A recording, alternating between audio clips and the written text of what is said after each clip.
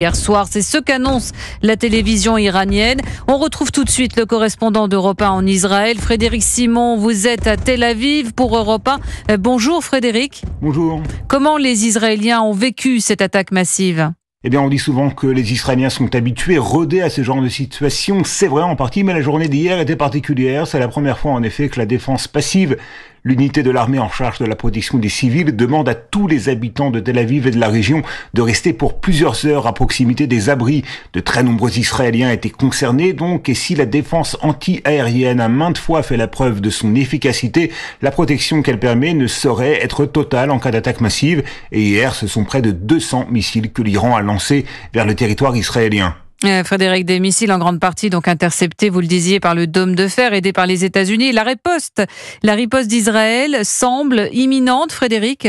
Israël ripostera, cela ne fait aucun doute. Les responsables tant civils que militaires ont évoqué une riposte cinglante et rapide.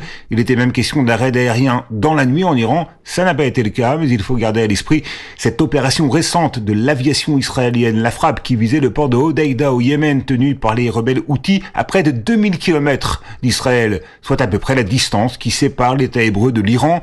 Pour Israël, c'était un message d'avertissement transmis au régime des Mollahs. Frédéric Simon, correspondant d'Europe 1 en Israël.